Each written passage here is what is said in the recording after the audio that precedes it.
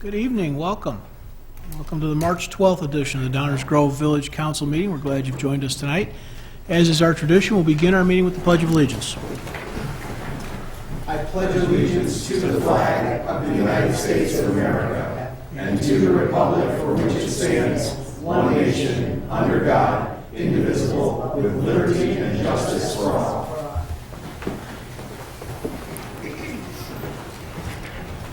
Rosa, would you please call the roll? Mayor Barnett, Here. Commissioner Jose, Commissioner Sadowski-Fugit, Here. Commissioner Gilmartin, Here.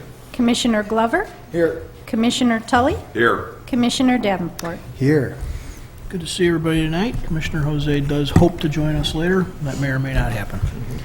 Is there a motion concerning minutes of previous council meetings from March 5th? Mayor, I move to adopt the Village Council meeting minutes from March 5th, 2024, as presented. Second. Any comments or questions from the council on those minutes? All those in favor say aye. Aye. Opposed? Passes unanimously. Is there a motion concerning executive session minutes? Mayor, I move to adopt the executive session meeting minutes from March 5th, 2024, as presented. Second. Any comments or questions from the council? All those in favor say aye. Aye. Opposed? Those two pass. Flying through this meeting. Just like that, we're on to item 4. This is the public comments portion of our meeting. It's the portion of the meeting where we take comments on items not on tonight's agenda. We will have opportunity for comment at both active and first reading agenda items as the meeting continues. It looks like most of the folks here were here last time we met, so I'm not going to read through all the guidelines, but please remember to keep focused on me with your comments. Stick to 5 minutes and let us know who you are when you come to the podium. So anybody with comments not on tonight's agenda, please come down to the podium, let us know what's on your mind.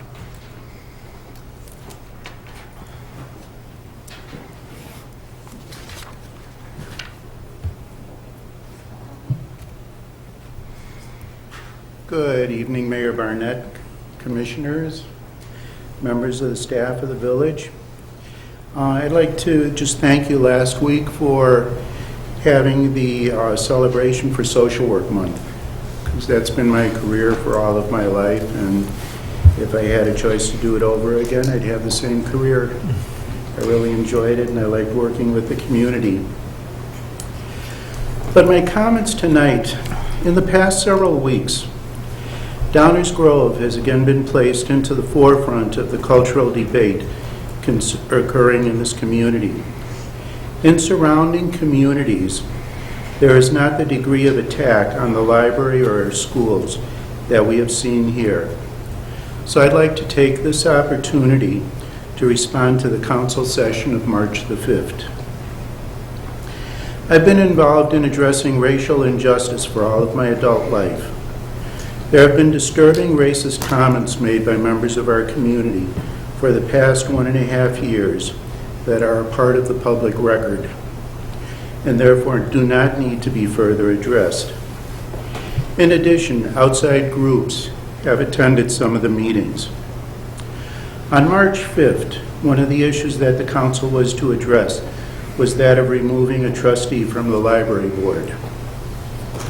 During the past 1.5 years that I've been attending the board meetings, I can attest to the behavior of this trustee as well as his desire to undermine the workings of our excellent library. As a result, I would strongly encourage the council to remove this member of the library board, as the decision of the library board was unanimous, with one member being absent, and only the council can perform this action. A focal point of the library board meeting over the past several months has been that of land acknowledgement. Briefly stated, this recognizes that the village and its surrounding communities are built on ancestral land of Native Americans prior to European colonization. This statement has been referred to as anti-Catholic, prejudicial, and other sundry terms, even though considerable research was done on the statement.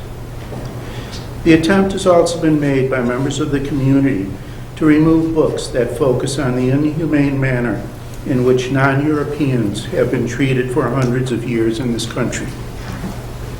In addition to this, there have been hurtful statements made about persons of the LGBT community in the library and at school. Parents have multiple times addressed how helpful it is to have information available through the library for the parents and family members. I have serious concerns about family members being placed into a situation to discuss their highly personal decisions in a public setting. Further, the library has been called unsafe due to persons with mental illness or homelessness using the library for shelter.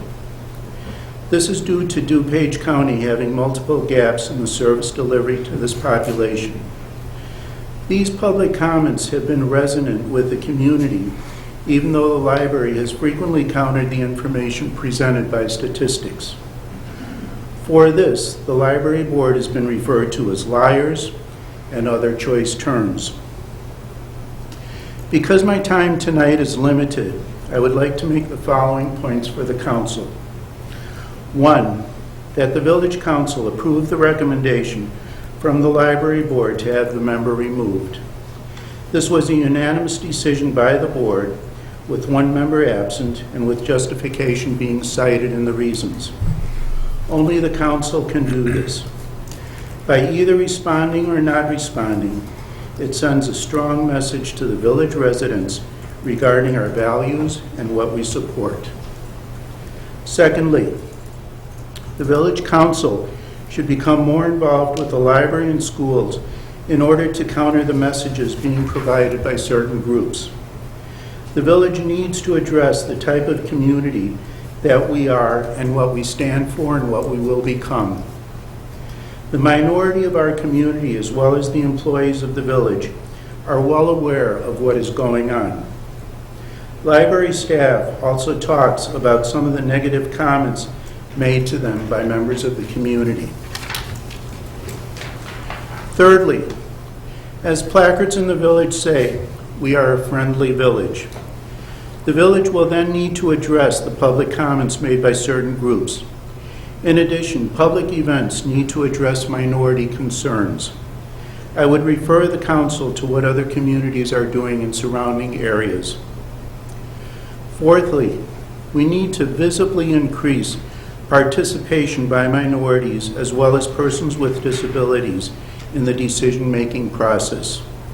This would include programming, housing, and service delivery. Over the past several years, I have been a member of the community. I have found the council to be very responsive to the needs of its citizens, and I thank you for that. In planning for the future, I would suggest that the council also be more visible in its support of the various programs such as the library and the schools, as well as addressing some of the cultural issues in the community that have come to the surface. We are very much a focal point. Friends of mine who are non-white and live in surrounding communities have asked, why is this happening in Downers Grove when it's not happening in their communities? Thank you for your time and the opportunity to make these comments.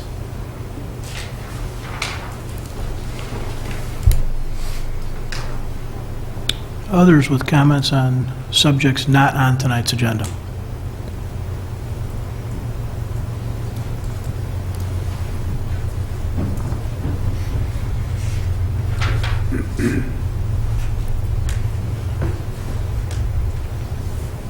Good evening. My name is Noel Manley, and I'm a resident of Darien, Illinois. And I'm also of Native descent, Anishinaabe, Ojibwe, of the White Earth Reservation of northern Minnesota. And I can say unequivocally that the land statement that the library's developed is nothing but a tripe, racist statement about my people. It focuses almost exclusively on our victimhood and not what we contributed to this country and this nation. People like Ira Parker, a Union general and a Seneca native, Ira Hayes, one of the Marines who raised the flag on Mount Soravaji on Iowa, on Iwo Jima, are completely ignored. Instead, we're painted out as children of the forest. And anything but that is just racist. But into my real comments. As I mentioned last week, when I spoke, the optics of this matter continue to get worse.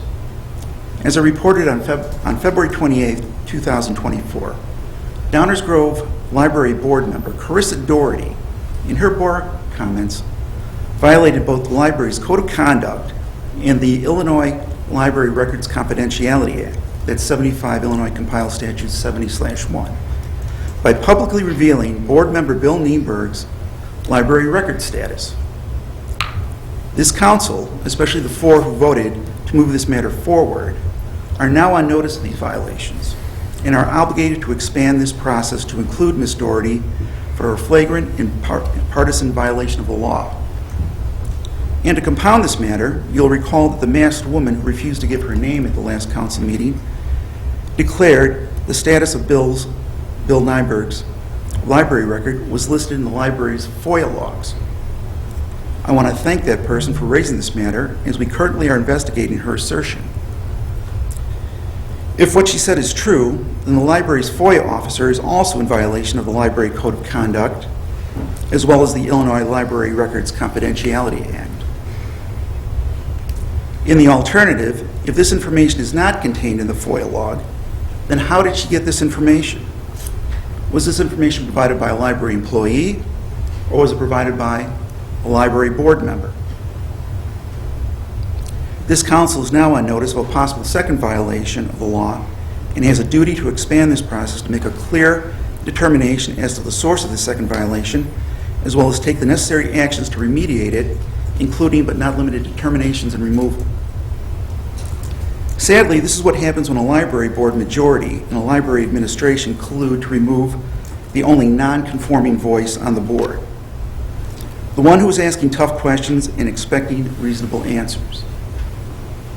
And to be clear, this library board is Julie Milovich's board, not the people of Downers Grove. If she wants something done, no questions asked, this board is only too happy to snap to attention and provide it. And in so doing, they have violated the Code of Conduct and Illinois statute to force this voice off the board. And sadly, this partisan failure and lack of leadership on the part of Board President Swampna Gagani has dumped this nonsense into the lap of the Village Council. This matter is going to cost the village tens of thousands of dollars and create more division in the community. The smart thing to do is drop this nonsense entirely and advise the library board to work together and get along. However, now that 4 council members have begun the initial process to move forward with this matter, they have inadvertently begun the process to shine light on the partisan nonsense going on in the library. Note that I found these sort of circumstances interesting in that the law of unintended consequences usually occurs. Thank you. Others with subjects not on tonight's agenda.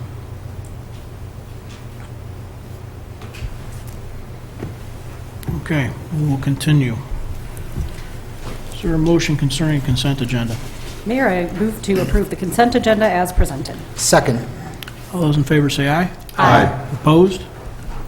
Passes unanimously. That moves us to item 6 on our agenda. This is our active agenda item. This is the portion of the meeting where we plan to take action on items previously discussed at least once, sometimes multiple times. So with that, is there a motion concerning the lead service line? Mayor, I move to approve the lead service line inventory and initial lead service replacement plan for submittal to the Illinois EPA by April 15th, 2024, as presented. Second. Any comments or questions from the audience on this item? This was discussed at last week's meeting, and there's quite a bit of information on our website about it. Any comments or questions from the council? All those in favor say aye. Aye. Opposed? Hearing none, that passes unanimously as well. Item 7 is our first reading. This is the portion of the meeting where we take up subjects sometimes for the first time, sometimes again and again, but these are items on which we do not plan to take action this evening. With that, I'll hand it over to the village manager. Thank you, Mayor Barnett. Just one item on tonight's first reading agenda. It has to do with a special use extension for a property on Butterfield Road, and it will be presented by our Community Development Director, Stan Popovich. Thank you, Manager Fielman. Good evening, Mayor and council members. As Manager Fielman noted, this is a special use extension for 1330 Butterfield Road. It's shown here in the circle on the north side of Butterfield Road, just east of Downers Drive. As you may recall, last year in early March, the council approved a plat of subdivision to subdivide this little corner off the parcel. And as part of that, I messed up my slide, so I apologize about that. This is too much animation for you, so I apologize about that. So there's a building in there in the gray. There's a drive-through there as well. And the blue is the stormwater detention. Everything in one spot. I will do better next time, Mayor. I apologize. But it is a special use extension. The petitioner is Wendy's, and they are working. There's some changes to their prototypical buildings. They're asking for a 6-month extension. The special use standards are shown there, and then the special use extension standards are there as well. My apologies, Mayor, but I'm happy to answer any questions as long as you don't need to look at the others. Thank you, Stan. Any comments or questions from the audience on this item? Comments or questions from the council? Martin? Thank you, Mayor. The standard for an extension under our code, which is up on the screen, so I won't read it, is a simple good cause shown standard, and I think good cause has been shown. There's been more than adequate reasons given for why an extension is appropriate. I know we can give more than a couple, but hopefully we won't have to do this again. But I plan to support this. Thank you. Thank you, Martin. For those watching at home or here with us tonight for the first time, just a general rule of thumb, special uses need to be engaged in within a period of time. And when they're not, they, at least on their surface, will expire, the authorization for that special use. There are opportunities to extend that or ask for an extension. That's what's being done tonight. As Martin described, there is very specific standards for that, and likely this will meet those. So that's tonight's conversation, which is why it's a little dry and boring. It's pretty clerical in nature. Anything else? And we expect Wendy's to obtain their building permit shortly, so you should see that under construction soon. And that ends our first reading tonight, Mayor. Thank you. Thank you, Dave. Enza, Attorney's report? Yes, thank you, Mayor. Only the one item that Stan presented, the special use extension for 5477, 1300 Butterfield Road to permit the restaurant and drive-through parking lot variation from September 7th extension. Be on the next active agenda. April 2nd meeting, I believe that is. Don't let Stan make your calendar. Thank you. Item 9 on our agenda tonight is a mayor's report. I don't have a report tonight, except I just want to comment on this ongoing library trustee thing, just from a process and expectation standpoint. Clearly, this body has been asked to take some action. We are going to take some action of some kind. We are in the process, as we described last week, of trying to figure out exactly what that is. And what would be helpful, frankly, to the whole community is if we could try and stay focused on the fact that this is very much an upsetting thing for everyone. Nobody up here is feeling good about being in this condition. Nobody in the audience feels good about being here to talk about it, I'm pretty sure. I'm also pretty sure the Library Board of Trustees, all of them, all 6 of them, don't like it either. So I'm just asking that everybody give each other a little grace. The truth of the matter is that everybody in this room is dealing in some mix of stuff they saw, stuff they witnessed, and stuff they heard, as is this group up here. And so, let's just maybe let us work through it. Like I said last time, a series of repetitive things or alleged things, or I think I heard, or I thought I saw, or I'm pretty sure, are really not all that helpful. We will continue to be respectful of your right to tell us what's on your mind, but I'm asking you to temper it a little bit. So with that, we'll continue with our meeting. Item 10 on our agenda is council member report outs. This is an opportunity for members of our council to talk about other groups they're connected with, other goings-on in the community that they're part of, or things they think the public should know about. So, Mike, let's start with you. No report, Mayor. Thank you. Thank you. Danny? No report, Mayor. Thank you. Leslie?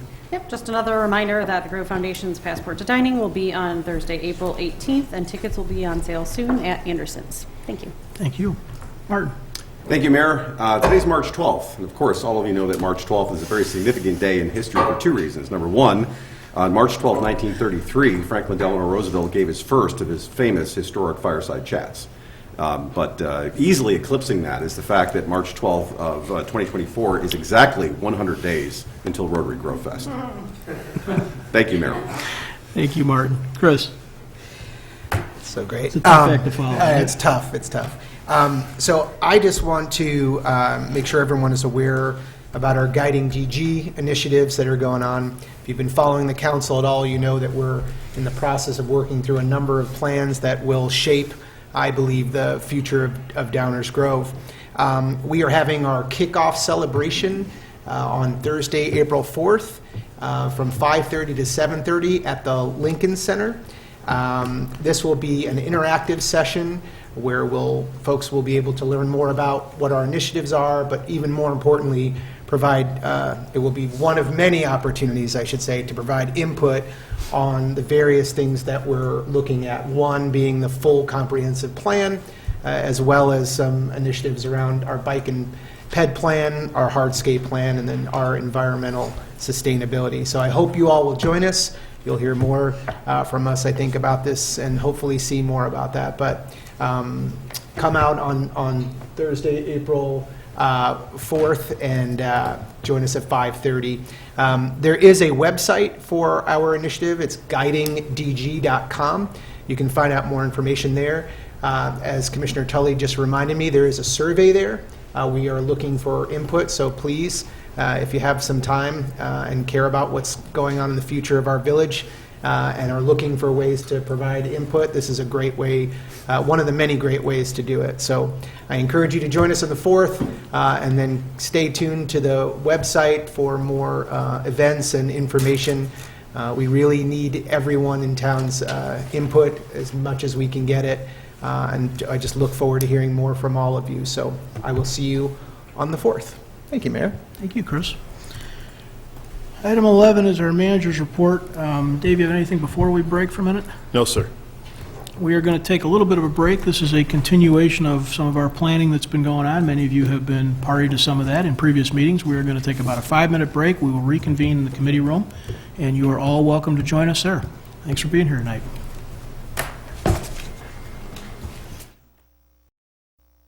Looks like those that are going to join us from the audience have joined us as well, so we'll get ourselves back in session and reconvene here in the committee room. Tonight's subject is a continuation of primarily the Fairview conversation, and as you may recall, we were working towards the point where we might end up with some zoning changes. We're still working on that path, but we've had a couple of meetings, and I think this is really to sort of make sure that staff has a correct interpretation of all the stuff we've said over the last 2 or 3 meetings. And if we feel like we've gone far enough to say, yep, that's it, start drafting up an ordinance. So with that, I'll turn it over to Stan, and he can walk us down the road. Thank you, Mayor. Good evening, Mayor, council members, audience members, and staff. As Mayor said, we're going to be talking about the Fairview Focus Area implementation. I've got a little agenda tonight. We'll talk a little bit of project description, an update on the map. Last time we had talked about some locational setbacks, design guidelines, home occupations, the F3, building coverage in the F3, and the updated land uses. So I'll run through this presentation. As you know, the Fairview Focus Area Plan implementation consists of these 7 bullet points. The 2 we're going to be talking about tonight, and we have been talking about tonight, are in the past have been the defining the project area and then amendments to the zoning ordinance and the zoning map. So as we've talked about, going over this again, we're here at the regulatory framework to talk about key concepts and ideas. And tonight, staff is asking that if council is okay with everything we're presenting, to allow staff to sort of start working on this next phase with the zoning ordinance. This is the Fairview Focus Area map. We've updated this map. The last map we saw here at council meeting last month had bubbles on it still, so we've taken some of those council directions and really identified some streets, railroad tracks, and some other I'd say natural areas, natural street, natural breaks, to have that be there with the Burlington and 2nd Street, and then Rogers Street as some of those natural breaks.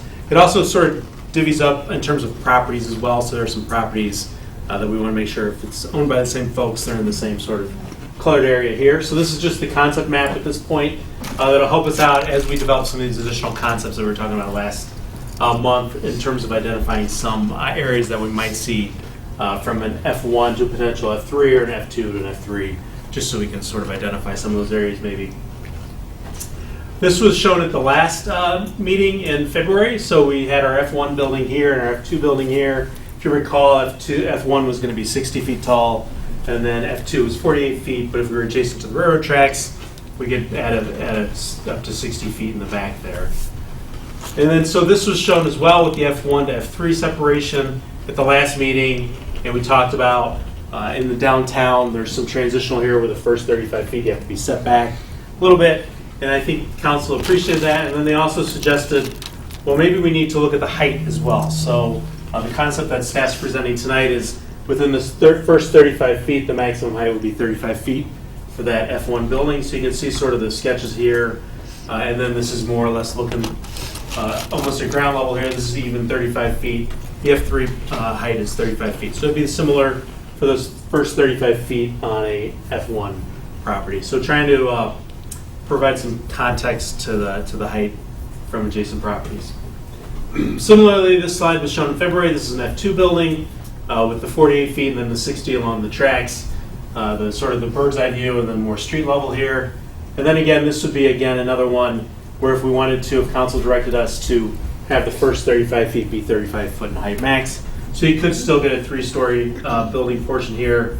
And then that again shows some dimensions and some bulk here about how that might look and how that might work.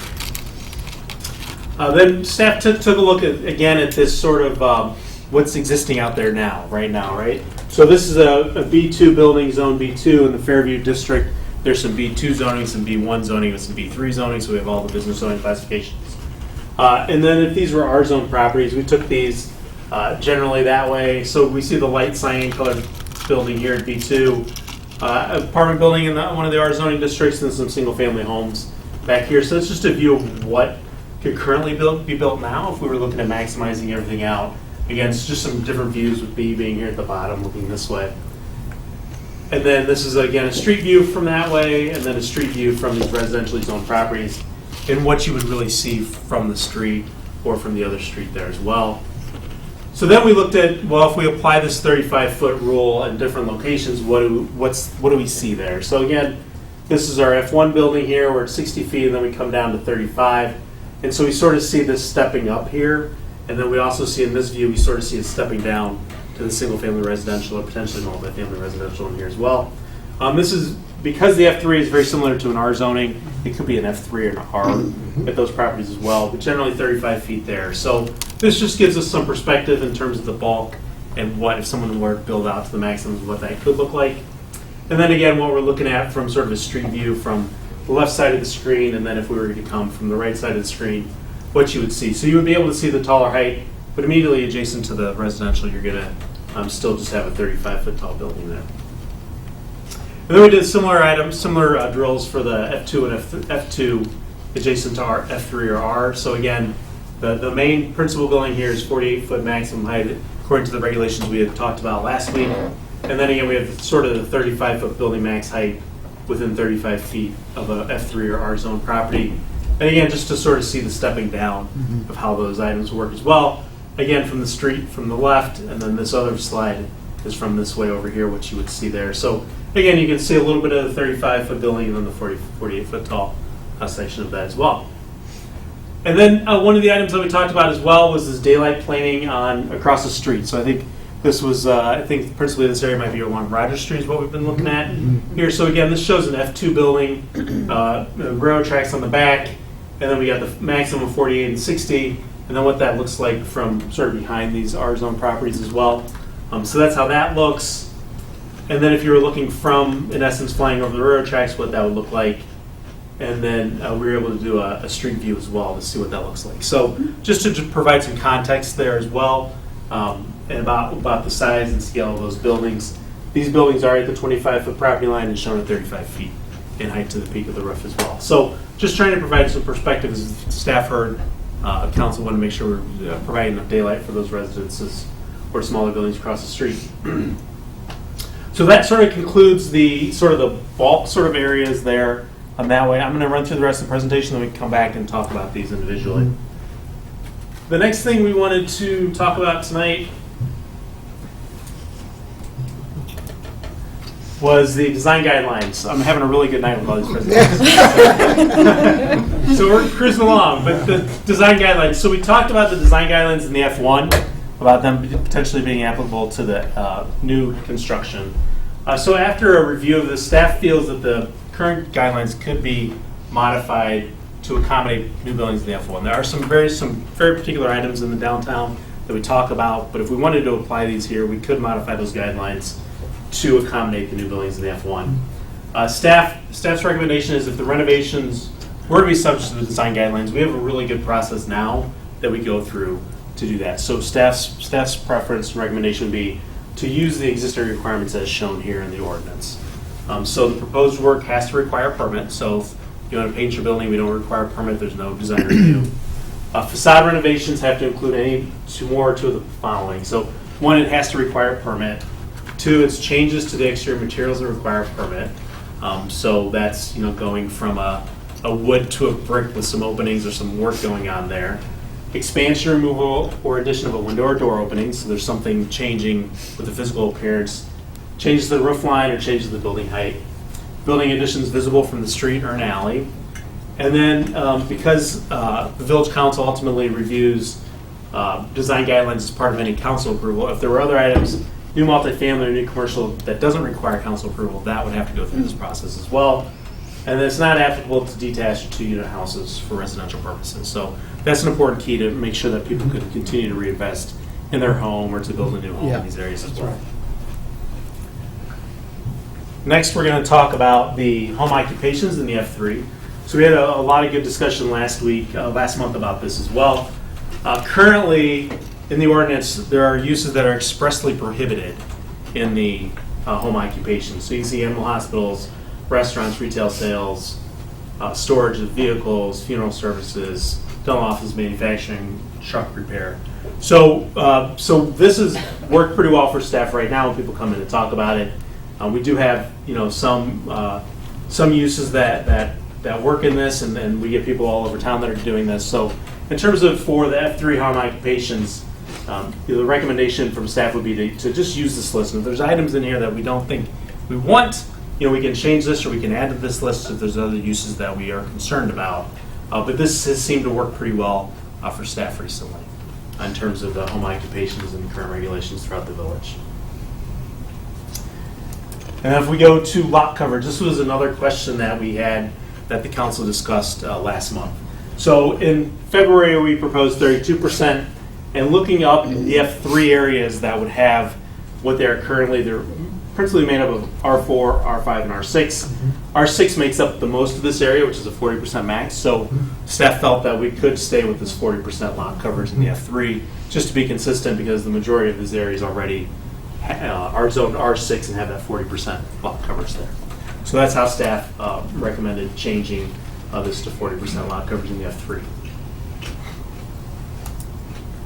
Land uses. So we talked a lot about the land uses here. There are some footnotes here, 17 and 20. We left those in the downtown tables just so we saw those. I believe the only one that comes across is the 17, which is for apartments, condos in the F1. We had talked about those being on the second floor and up, not on the ground level. But I believe that's the only footnote that moves from the DB over. So there would be no other extensions there. We talked about removing nursing home and shelter care from the F2 and F3. So those are highlighted in yellow. The rest of the list stayed the same. This list and here, nothing had changed from our last council meeting. Same with this list as well. Here you can see, I think this is the 18 and the grooming, which talks about for grooming and veterinary care, 2,500 square foot maximum in the transition unless you're along Main Street. So it's a very particular regulation, but we did not extend that regulation into the F classifications. And then we talked about fortune telling and massage therapy, which were removed, and we did leave in tattoo and body piercing establishments based on council discussions. And then again, these land uses did not change in the table. So those were the 4 changes that we made in the land use table based on council discussion at the last meeting. So the next steps was, if council so desires, was to be to further discuss this, and then a call for a motion to direct staff to start moving on this to propose and pursue some ordinance revisions. The village would then do a Fairview Focus Area Implementation website, so people can go there for some more information. And then also, obviously, staff is available for any calls to help. Staff would prepare some ordinances. We talked to the council again in the summer to go over those, produce some draft language, and in the summer and fall, we would begin the implementation in full swing. Mayor, thank you for letting me present tonight. I'm happy to answer any questions, and we'll scoot back on the slides a little bit. Thank you. So a lot of information presented by Stan. It was everything that changed from the framework based on last month's discussion by the council.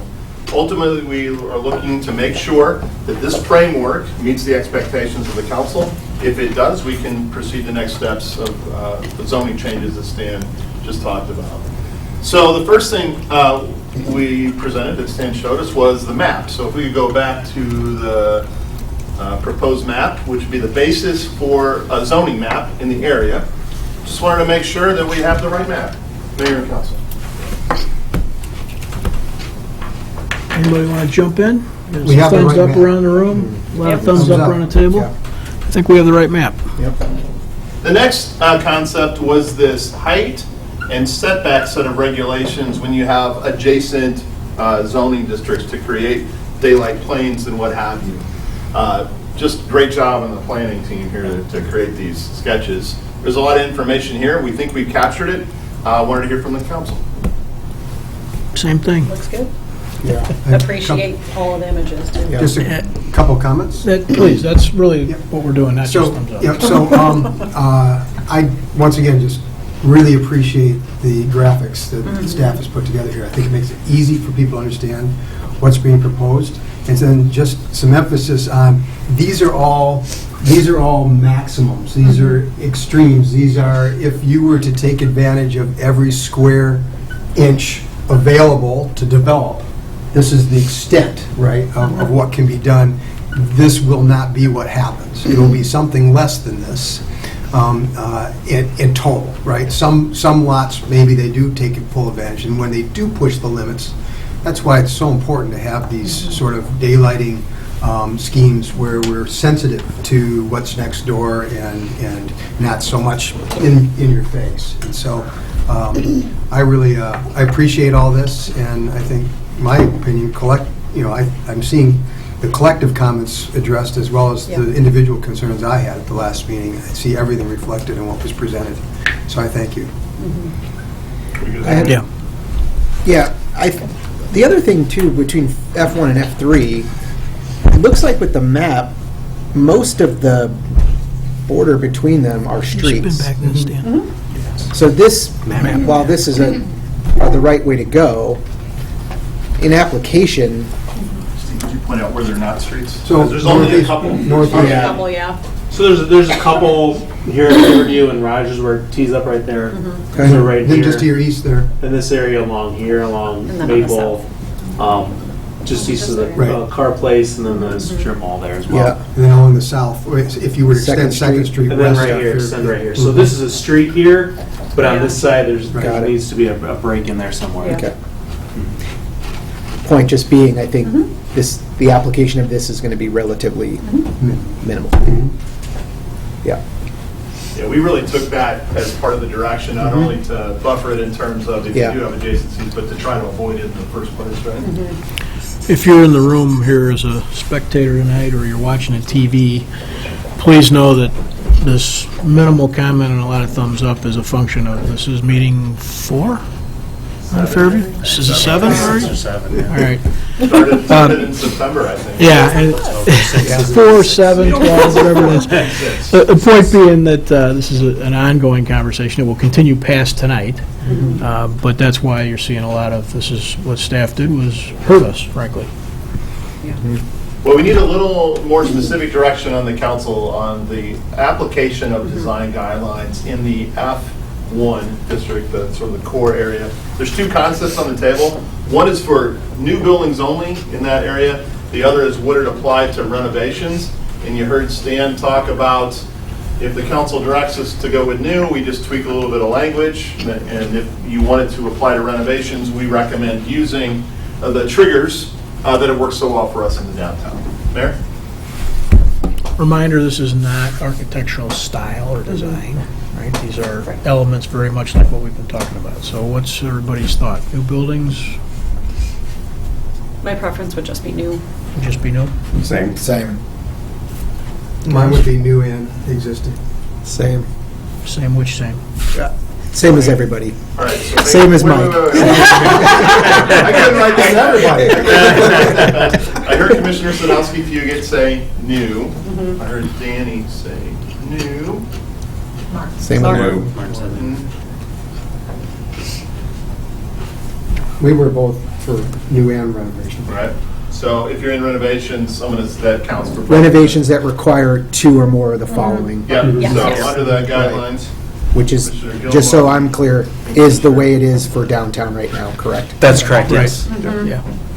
Seems like it should be the same. I'm in the new camp. Part of the general starting point for me on a lot of this is to try and add flexibility and cause people to see and feel less restriction to getting something done and to starting in. So I'm on the new fence there. Okay. Well, can I, Yeah. one concern I have by not including the renovations is that it might drive people, by including the renovations, there's no great benefit one way or the other, and it might be more likely than to encourage people to go ahead and do new things, if you will. But by leaving the carve-out on the renovation, you might be less likely to go the new route, because I can For sure. take advantage of the renovation route and not have to comply with the guidelines. I don't recall, where we all landed from a voting standpoint, because we didn't really do that, but that's certainly true. I think one of the things that I remember being part of our conversations, I had a lot of head nodding, was this idea that we were sort of hoping for reuse and hoping for rejuvenation of existing buildings. And that, to me, I think you're right, but that's part of why I'm kind of hoping people feel a little more freedom on the renovation front. Yeah, Okay? kind of what I was thinking as well. I was hoping to encourage some new development myself. Okay. So to capture that, Commissioner Davenport, if it's new only, it could encourage renovations. And the mayor, you were talking about, maybe that is the proper. Right, maybe that's really not the consensus. Yeah, and I would just add, I think one of the things, I think, Mayor, you've said a lot that I agree with, is just the idea of... Say that again. Turn your recorder on. You want to use it, so... I love to give credit where credit is due, Mayor, is this idea of, knowing what to expect. Businesses that come into town know what to expect. And so they're looking not just at downtown or not just at Fairview, they're looking sometimes in the totality of that. And the idea that they're now having to keep track of where we're expecting these and where we're not, and I don't know, it feels... Personally, I wasn't a huge fan of the downtown design guidelines. I remember I sort of voted against it because I felt like it was, in some ways, a bit of a burden. But I think now that they're in place, this idea of businesses, folks looking to invest, coming in, should be the same. And so that's another reason why. It's that expectation of, if I'm building in Downers Grove, or I want to come and develop in Downers Grove in these areas, I would have the same expectation, so. Welcome. Thank you. Glad you could make it. What I miss? Not much. Good timing, Greg. We are just talking about an area that has a variety of opinions from the council. We're talking about the design guidelines in the F1 district, which is that proposed core. And we're looking for council direction right now, actually, on whether the guidelines would apply only to new construction or whether they would also apply to renovations. And we talked about the concept of, if it's new only, just a couple tweaks to some language. And if it applies also to renovation, staff recommends that we use the triggers that are already in the downtown design guideline application. So if you're looking to chime in, if you had a background in prep time, we're happy to hear what you have to say. Yeah, I like the familiarity of the same triggers as the downtown. I've been going back and forth on applying them to the renovations, though. I think at the end of the day, I'm willing to go there. Yeah. It's a close question, but I think with those same triggers, I think it makes a lot of sense. Okay. Okay, all right. Any other thoughts on this before we move on to the next topic about home occupations? So home occupations, reminder, just some broader perspective.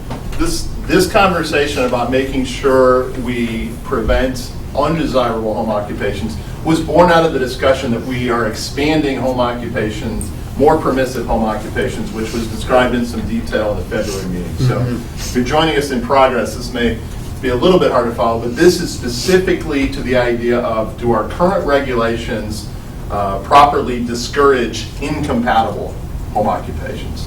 So the staff thought is this list of expressly prohibited is serving us pretty well and might be a way to go as we continue. Reactions to that list? Things that were missed, things that shouldn't be there? I just had a Chris? question. Yep. Stan, you mentioned the list has served you well.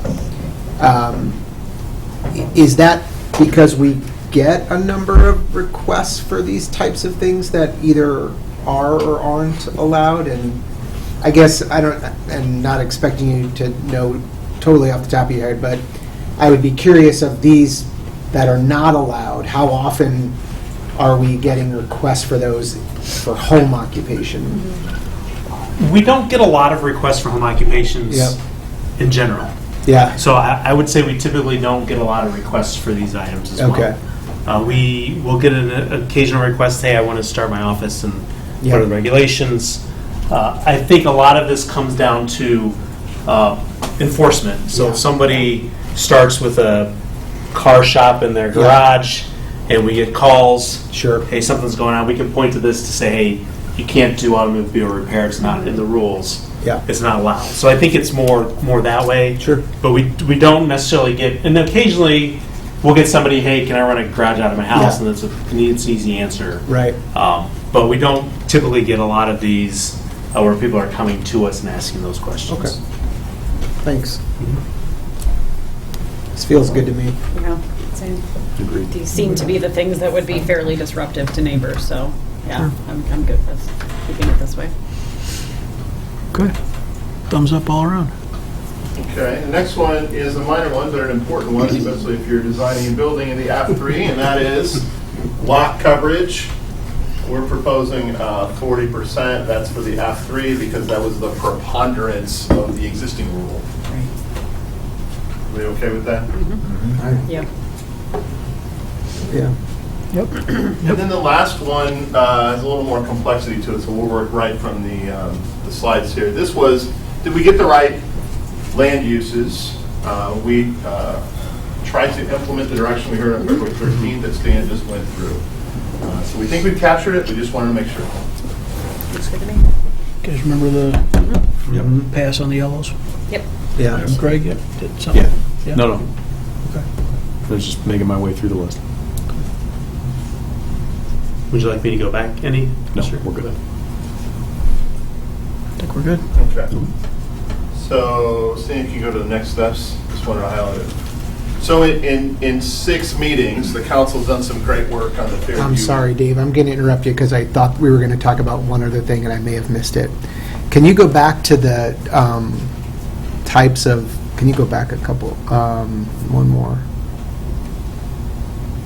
The slide where it talked about theater and auditorium, are we coming, is that coming up? Let's do it. Yeah, perfect, thank you. Can you tell me what the, like how we define a theater or an auditorium, or at least just an understanding? Auditorium has a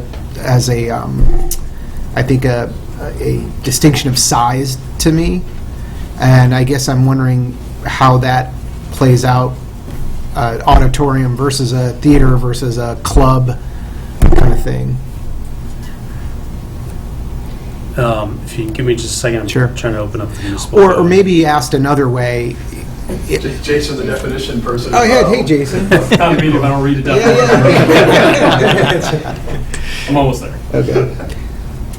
Go ahead, Chris. Do me. It's just more about size. I think we've got, I'm interested to know if the theater has a certain size, max or minimum.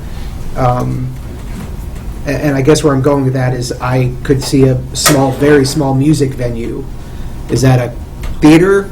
Is it a club? You know, and where that falls in this Let's meeting. start with that one. I think Okay. that's an easier question for the planning. Yep. Would we allow with this zoning set of regs, Stan and Jason, put you guys on the spot, if we had like a small music venue come through, is that Yeah. a yes?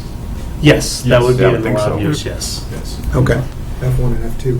Yeah, Yeah. they're all, auditorium, theater, those are all permitted, and with the Yeah. permitted element of it, they would be allowed. Yeah. Yeah, I think of some small music clubs, I don't consider them theaters. I don't consider them auditoriums, I consider them clubs, or, so I just want to make sure that it sounds like it's included, so I Has just something want to do with the number of occupants and some of the elements that are in the space, probably, in the definition, I'm guessing.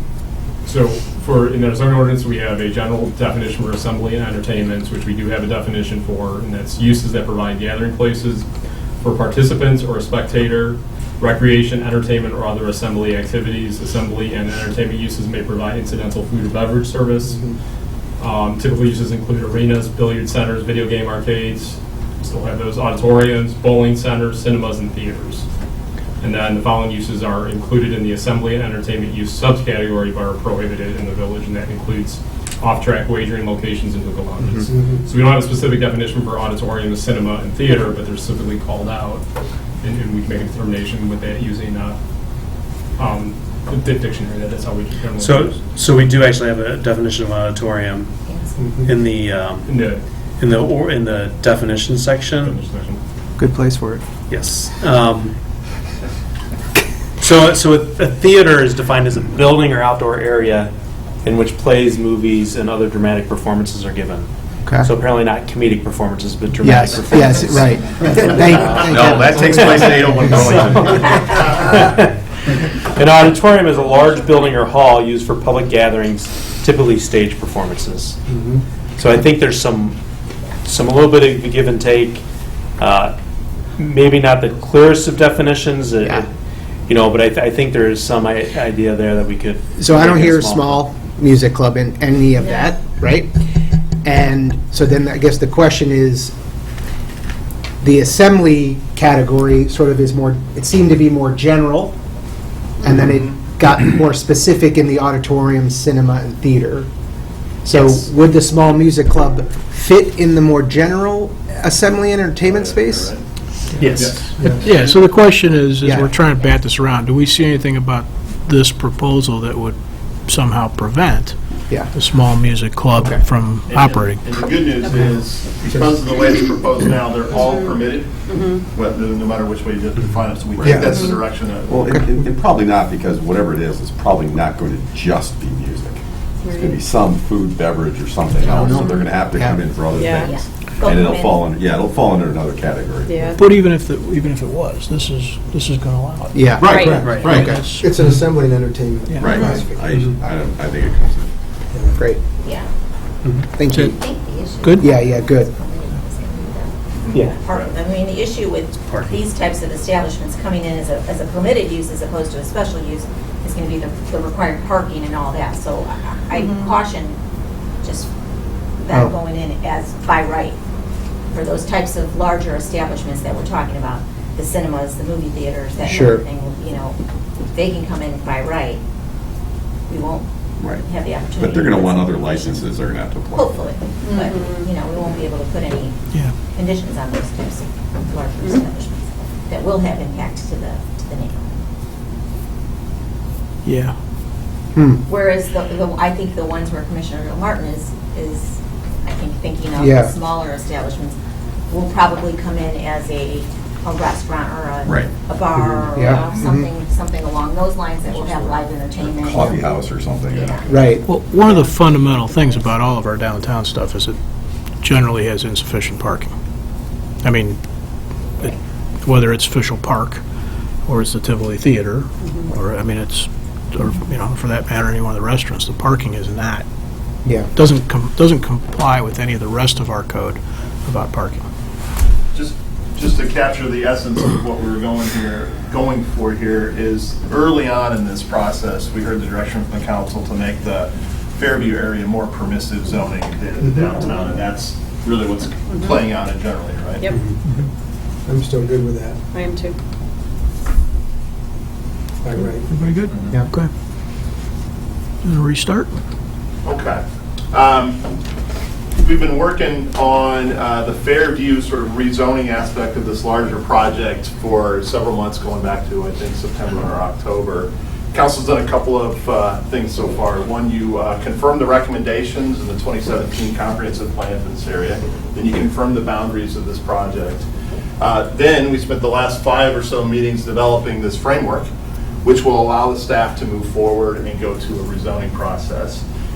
Stan walked us through what that looks like. I just wanted to emphasize that there is significant public engagement as part of the rezoning processes that will play out over those couple of months. So property owners, occupants, residents will be notified and informed of any rezonings that may affect them and have the opportunity to participate in that.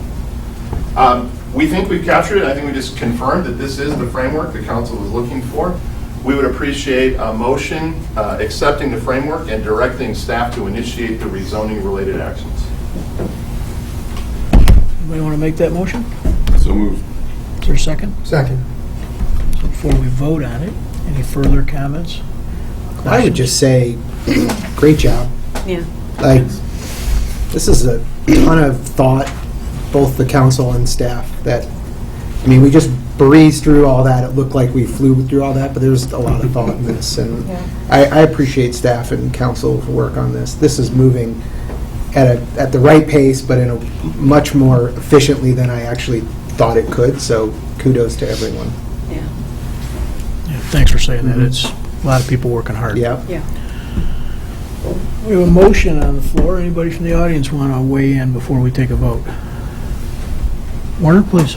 I've got a question in terms of all of the information you put down for land usage. What about if I was a religious organization and I wanted to move into the community? And I know of one church that moved into a community and they bought a house, gutted the inside of the house, made a church out of it, and therefore you've got the parking and so forth. Would that be allowed under the land usage? So that, I think, is as we double check that, a pretty detailed question in the details, and that will matter. So I'll let Stan take a... So it's shown today, it's not permitted in the F1 or F2, but especially used in the F3 for religious assembly. So that would be, if that was in the F3, that would be a special use. That would have to go through a zoning entitlement process.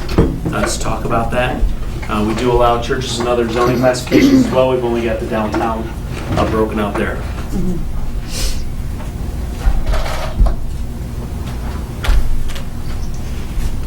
Clear? Janet? Okay, couple of things. One is the idea that what you're planning here is the maximum that can be done and it won't happen, I think is not very well thought out, because it could happen and it probably will happen. I think it's too dense, you already know that. But I think that it is kind of disingenuous to say, we're planning all this, but don't worry because it won't really come about. It's just not the right way to go. I'm disappointed that tattoo parlors and massage parlors and body piercing uses are going to be permitted. They belong on Ogden Avenue if they're going to be anywhere, and not down in the central areas of the town. I'm sure there's something else here, but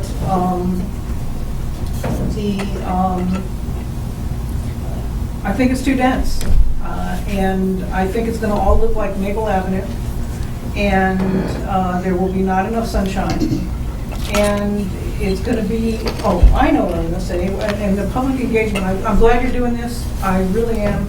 I kind of think that instead of guiding Downers Grove, it ought to be called radical transformation of Downers Grove. But we're going to have people, and you're engaging people, and that's great. What happens if nobody likes it? Are you going to change your minds?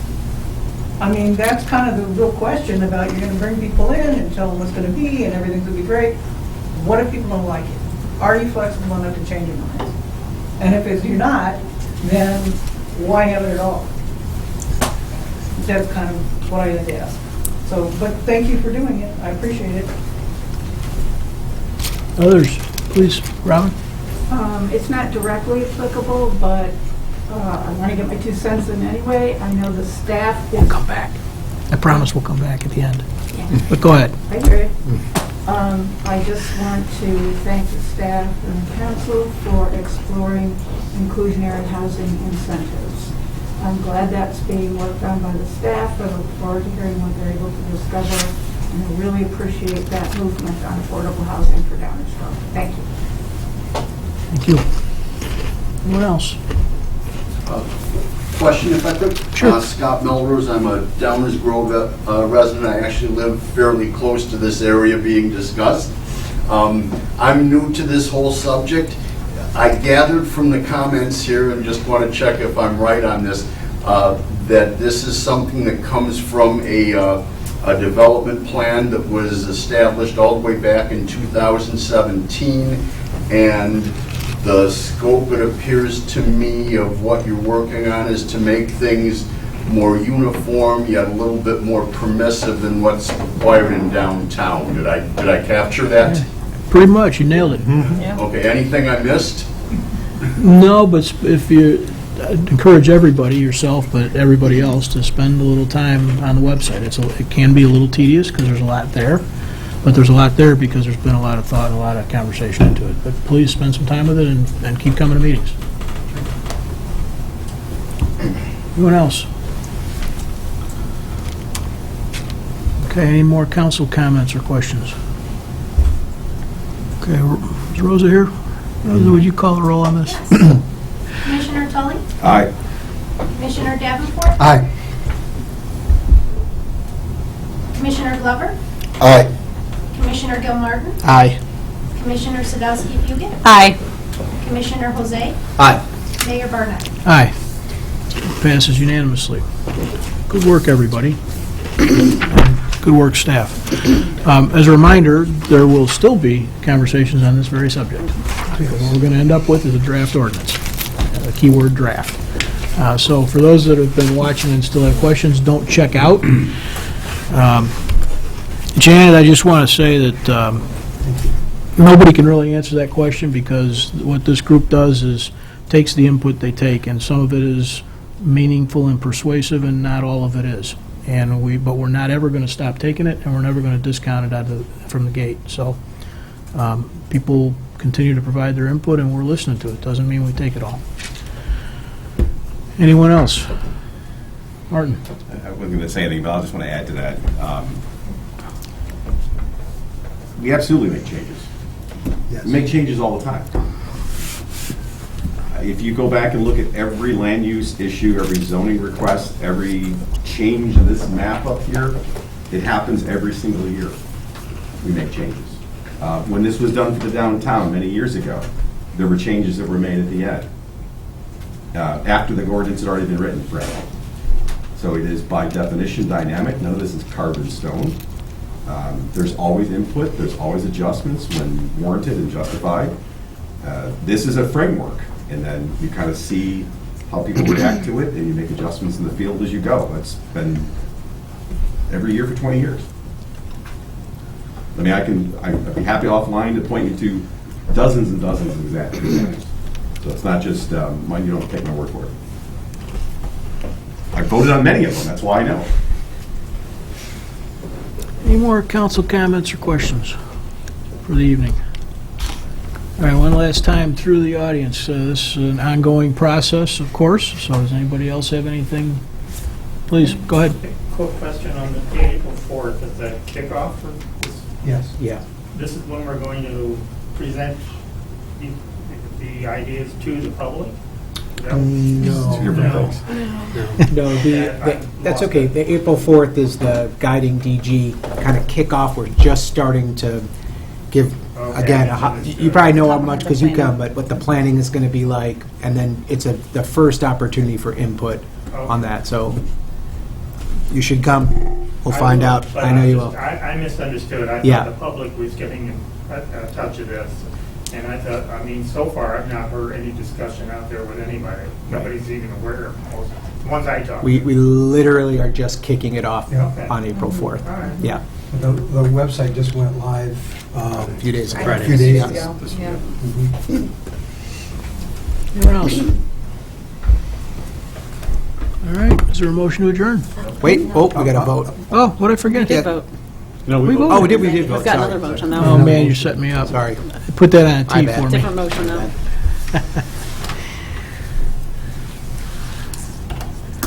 Help me out, Leslie. All right. Mayor, I move to convene into closed session pursuant to Section 2C1 of the Illinois Open Meetings Act to consider the appointment, employment, compensation, discipline, performance, or dismissal of specific employees, specific individuals who serve as independent contractors in a park, recreational, or educational setting, or specific volunteers of the public body or legal counsel for the public body.